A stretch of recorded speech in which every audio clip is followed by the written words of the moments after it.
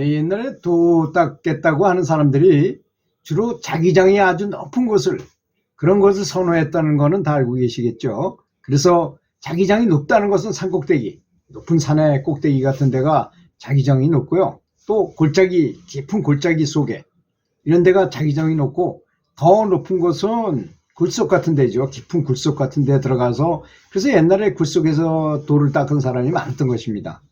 그래서 뭐 히말라야 같은 높은 산에, 고산지대, 우리나라에서도 좀 높은 산에 한라산이나 백두산이나 이런 데 가서 돌을 닦았던 사람도 있고, 아주 열악한 환경이죠. 그런 곳이라는 것이. 그러니까 그런 장소가 자기장이 아주 높았던 곳입니다. 또한 장소가 좁을수록 더 이 에너지가 잘 모일 수 있는 곳이고, 또 이렇게 정사각형보다는 직사각형, 이렇게 복도처럼 긴 곳이 더 이렇게 기가 모이기가 아주 좋은 그런 유리한 곳이 되겠습니다. 그래서 그런 곳을 이제 찾아서 이렇게 돌을 닦기도 하고 그렇게 했습니다. 물론 사람이 많은 곳이 어떤 명당보다도 더 좋아요. 사람 많이 모인 것보다 더 센 곳은 없습니다. 저는 그런 공부를 했기 때문에 많은 곳을 다 이렇게 스스로 점검해 보는데요. 제가 볼 때는 중학교 학생들이 시험 볼 때 그 복도 그 분단 사이를 이렇게 걸어 다니면서 이렇게 시험 감독을 해보면 정말 그 학생들이 집중하고 있잖아요. 시험을 문제를 풀기 위해서. 그랬을 때 정말 빠장빠장합니다. 그때 그 자기장이 엄청나게 강력해요. 그런 곳이. 자, 그렇다면 우리 일단 지하철이라는 곳은 다 굴 속에 있잖아요. 아주 굴도 깊은 굴을 팠어요. 사람들이 이 기차를 다니게 하기 위해서. 자기장이 아주 높은 곳이라는 것, 첫 번째. 두 번째는 좁은 공간이잖아요. 이 열차가 길게 생겼잖아요. 그러니까 아주 자기장이 굉장히 강력할 수 있는 곳이고, 그런 여러 가지 요소를 다 갖췄어요. 그 다음에 또 사람의 영혼이라는 것은, 영적인 걸 가만히 보면, 영적인 공부하는 사람들을 보면 리듬에 맞추는 걸 좋아해요. 그래서 목탁을 친다든지 이렇게 승무를 친다든지 이렇게 리듬을 좋아해요. 그 리듬에 맞춰서 그 기차 소리가 그렇게 들리잖아요. 지하철 소리가 척척척 하는 소리가, 그래서 그 지하철 타고 다니면서 잠도 잘 오고 또 산매도 잘 들어갑니다. 그런 경향성이 있기 때문에 그 산매에 들어가기 좋은 장소죠. 잠들기도 쉽고 산매에 들어가기도 쉬운 환경이라는 것입니다. 그리고 풍수지리하는 분들의 한결같이 하는 말이 뭐냐, 어떤 명당보다도 도시에는 명당 안 좋은데 이런데 별로 따질 필요가 없다는 거예요. 사람이 많은 곳은 다 명당이라는 것입니다. 한마디로. 그러니까 서울처럼 1천만 명이 사는 곳이 얼마나 강력한 에너지가 있는 곳이겠습니까?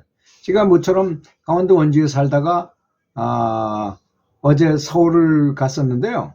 경복궁하고 청와대하고 이런 데를 구경하고 친구들하고 같이 이렇게 돌아다니면서 이렇게 점검을 해본 바, 어디가 강력하다 하더라도 사람이 많은 곳만 못합니다. 지하철 속이 제일 좋아. 아주 연불하기가 너무 좋아. 연불법당.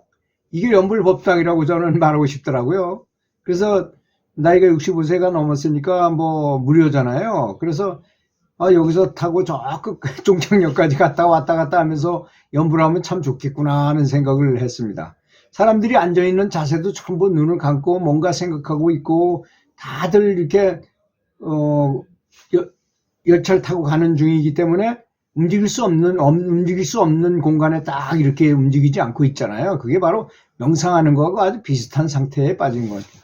그래서 물론 다른 사람이 보면 또 그렇게 안 보는 사람한테는 그렇게 안 보이겠지만, 옛말에 부처 눈에는 부처만 보인다 그랬어요.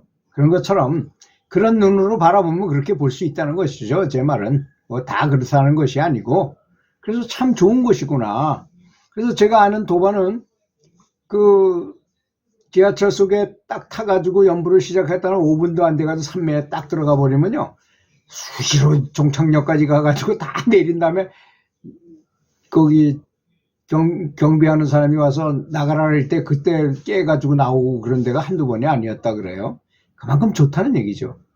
그래서 저는 무엇보다도 지하철을 타고 다니면서 연구를 하는 것, 또 그 시간을, 그 귀중한 시간을 아끼지 말고 계속 연구를 해가지고 지안을 활성화시키는 게 어떻겠느냐, 이렇게 항상 권하고 있습니다. 또 어떤 분의 그 연불 감흥록을 이렇게 읽어보니까 이런 말을 하더라고요. 아주 그분이 장사가 잘 되는 식당을 운영하고 있었고, 오랫동안 연불을 하는 것도 그렇게 장사가 잘 되면 연불 열심히 하던 사람이 연불하는 걸 잊고 살았다는 것입니다. 근데 이제 코로나가 닥쳐왔어요. 식당이 잘 될 리가 없죠. 간격 띄워라 뭐 이렇게 해가지고, 그러니까 밀린 가게세도 물어야 되고 직원들 봉급도 줘야 되는데 늘 걱정하고 살잖아요. 그러다가 그 친한 친구가 선물로, 야, 너 저 연불을 해봐라. 그래 정투 삼부경 한지를 이렇게 3권이잖아요. 정투 삼부경 3권을 이렇게 주면서 이걸 보면서, 야, 그 어려움을 한번 연불하면 잘 되니까 한번 해봐라, 이렇게 권했다고 합니다. 그래서 이제 그래서 그 고통을 한번 이겨보려고 연불을 했지만 처음부터 연불이 잘 된 것은 전혀 아니었다는 것입니다. 그렇지만 그래도 뭐 해결책이라는 건 없는 것이고, 그래도 부처님이 뭐 어떤 도움이 주지 않을까 해가지고 이제 계속 하다 보니 마음이 차분해지고, 이 마음이 차분해지니까 내가 근심 걱정했던 것이 망상에 불과하다는 걸 알게 됩니다. 이제 그걸 차분해져야지만 지혜도 생겨나고 해결책이 생기는 법이거든요. 걔는 근심 걱정하면서 걱정한다 그래서 그건 점점 더 안 되는 일만 불러오게 돼 있잖아요. 근데 연불을 하면서 연불러가 부처님하고 이렇게 소통을 하려고 노력하다 보니까 그런 걸 점점 잊어버리게 되더라는 것입니다. 그래서 근심 걱정도 망상에 불과한 것이구나 하는 것을 저절로 이제 스스로 깨닫게 됐어요. 그래서 연불을 나름 열심히 했던 것입니다. 근데 최근 들어서는 왠지 모르게 자비심이 생기면서 완전 채식을 하고자 하는 마음도 들어서 이 사람이 채식도 하게 됐어요. 그리고 거기 그 친구가 줬던 그 연불 감흥록을 보고 느낀 바가 있어서 새벽에 잠에서 깨자마자 즉시 찬물로 세수를 하고 바르게 앉아서 연불을 시작하게 되니까 그렇게 많았던 근심 걱정들이 싹 사라지면서 마음이 가장 편안하고 걱정한 일들이 슬슬 풀리기 시작했던 것입니다. 왜 그러냐면 이제 근심 걱정할 때는 그 호르몬 분비도 그런 호르몬이 분비되잖아요. 그러니까 좋은 생각이 나올 수가 없잖아요. 근데 연불을 하니까 부처님 세계와 연결되다 보니까 내가 최상의 상태로 딱 최적화된 상태가 되는 거죠. 그래서 쓸데없는 걱정은 사라지고 정말 근심해야 될 문제만 딱 가지고 이제 연불하면서 집중적으로 그 문제에 대한 기도를 전심전력으로 하게 된 것이었습니다.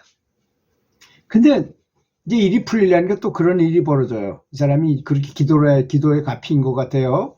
자기가 그 건물주가, 자기가 새들어서 식당을 운영하던 그 건물주가 갑자기 공인중개사, 사실 요새 공인중개사 되게 어렵잖아요. 근데 뭐 자기 건물이 이제 그거 하나 세주고 있었는데 그게 평수가 너무 컸어요. 식당을 하는데. 근데 그 사람이 이 사람 보고 부탁을 하는 거야. 우리 아들이 공인중개사가 돼서 부동산을 하나 열어줬으면 좋겠는데 당신 가게가 넓으니까 그 반 잘라가지고 우리 아들 좀 주면 안 되겠느냐. 그래서 이 시간은 그동안에는 내가 돈을 안 받을 테니까 이 식당을 반만 해가지고 우리 아들 그 공인중개사 부동산을 좀 하고 그거 잘 해, 그대로 만들어 줄 테니까 그 반만 하면 어떻겠느냐. 그래서 그렇게 하라 그랬죠. 그러니까 자동적으로 직원들을 다 해임할 수밖에 없게 되잖아요. 그래서 자기 부인하고 자기하고 처제 한 명하고 셋이서 가족끼리 이제 식당을 운영하게 된 거예요. 그래서 15일 정도 기다리니까 이제 칸만 막아서 하는 거니까 금방 이렇게 해가지고 거기 이제 아들이 이제 공인중개사 사무실을 내고 그 식당을 반으로 작아서 가족끼리 이제 하게 됐는데 그동안에 있었던 그 좀 잘 안 팔리는 거 뭐 이런 것들은 다 정리하고 그 품목도 그 음식도 좀 줄여가지고 잘 팔리는 거, 잘 되는 것만 해가지고 좀 더 그동안에 보름 동안에 아주 열심히 연구해가지고 더 맛있고 더 간단하게 만들었어요. 그러다 보니까 월급 걱정도 덜게 되지, 가게세도 반으로 줄었지, 반에서도 또 미안한 것까지 있으니까 그 사람이 좀 더 깎아줬어요. 그래서 그랬지, 그 셋이 뭐 전혀 근심 걱정 없이 또 매상도 많이 오르게 되더라는 거예요. 이 식당이 너무 큰 것보다 작은 게 더 잘 되는 수가 있어요. 여러분도 아시다시피 좀 만만해 보이고 좀 그런 데가 더 잘 오는 경향이 있잖아요. 그러니까 잘 되는 거예요. 매상도 많이 올랐어요. 그래서 전후를 알 수 없는 그 사람은 뭐 앞뒤 그런 걸 모르잖아요. 그래서 부처님의 가표라고나 생각하고 더욱더 열심히 연불 하면서 감사하면서 계속 이제 식당을 했어요. 그래서 그분이 얘기가 정말 경전에 나온 대로 이 연불을 하니까 부처님이 그 극락삼성과 같이 나타나 가지고 많이 보호해주고 가피를 내리시는 것 같다는 확신을 하게 됐다면서 계속 연불을 열심히 한다 그러고, 그리고 이제 요새는 손님 한 분 한 분 오시는 분들을 전부 부처님처럼 보인다는 겁니다. 너무 감사하게 생각한대요, 손님들을. 여러분, 손님을 감사하게 생각하면 눈빛이 달라져요. 벌써 사람을 대하는 게 다르죠. 그러니까 손님은 그걸 모르겠습니까? 사람이 얼마나 영물인데 손님을 부처님처럼 모시는 주인한테 그 단골 손님이 더 많아질 수밖에 없잖아요. 이왕 같은 값이면 거기 가서 먹을 거 아니겠습니까? 여러분도 아마 그러실 겁니다. 음식 맛보다는 주인하고 사이가 좋으면 그 집에 가서 팔아주고 음식 맛까지 좋다면 뭐 말할 것도 없죠. 그래서 장사가 잘 되고 그 큰 가피를 얻었다고 그런 말씀을 한 걸 들었습니다. 긴 시간 들어주셔서 감사합니다.